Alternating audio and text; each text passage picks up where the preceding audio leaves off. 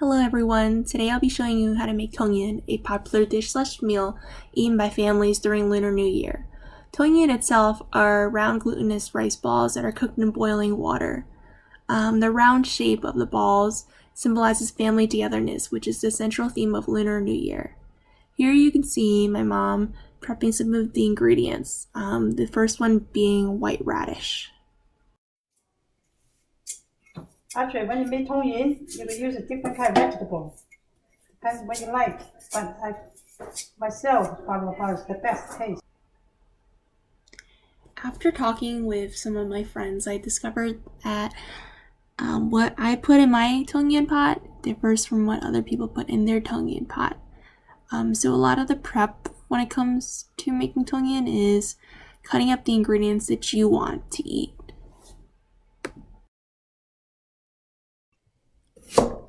How did you learn what ingredients to put into Tangyuan? How might? Who taught you what goes in? Actually, nobody taught me. I just ate this when I was little. My mom made it, so I know what's the ingredient in that bowl. So I figure myself. So I guess mix everything together. Depends, You could do a different way, different time. Put down the ingredient. My mom never taught me step by step. I figure as long as I know the ingredient, what to buy, and how much to put in. It all depends on individual. You want to put more, it's fine.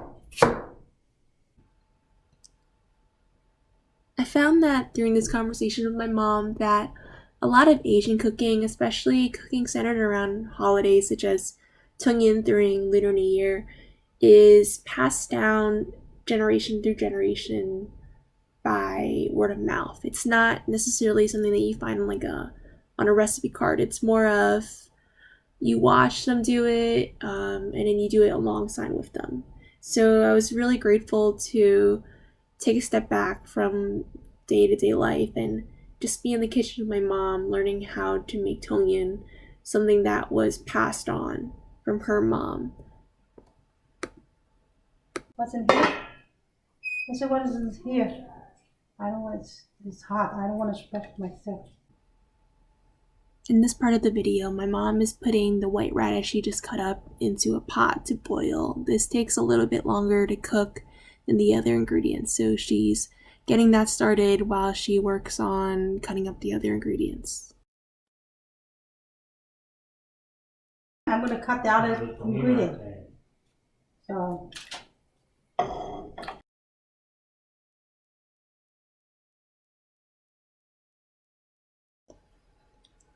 in this part of the video, my mom was cutting up tofu cakes, which is another ingredient my family likes to add when we make Tangyuan.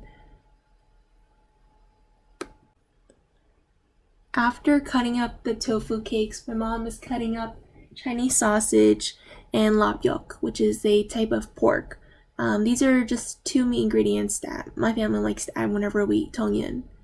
Lapyeok, the pork, is made from pork that is mixed with soy sauce and other sauces, and it gets dried before being cooked.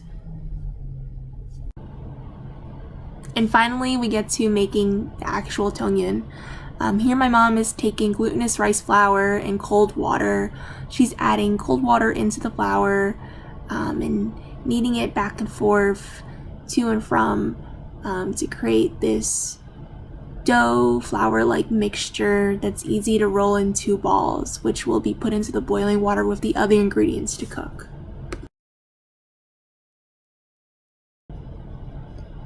When making Tangyuan, it can be a quite tiring process rolling all the balls by yourself. So usually it's a team effort between me, my mom, my sister, sometimes my brother and my dad.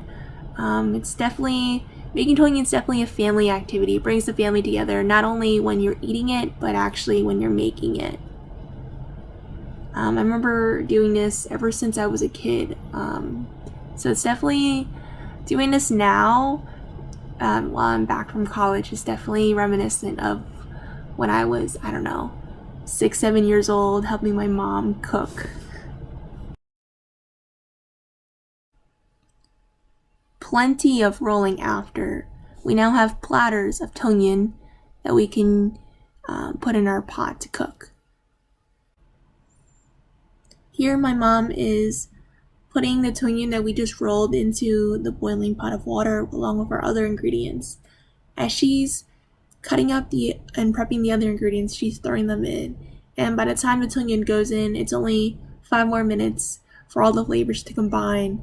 And then pretty soon, it's time to eat. We usually cook it in this big pot that we'll store in the fridge for days on end because it feeds so many meals. There you go. That's how you make Tangyuan. Thanks for watching. I'm curious, what do you put in your Tangyuan pot? And if you don't eat Tangyuan, what other foods do you eat for Lunar New Year? Bye.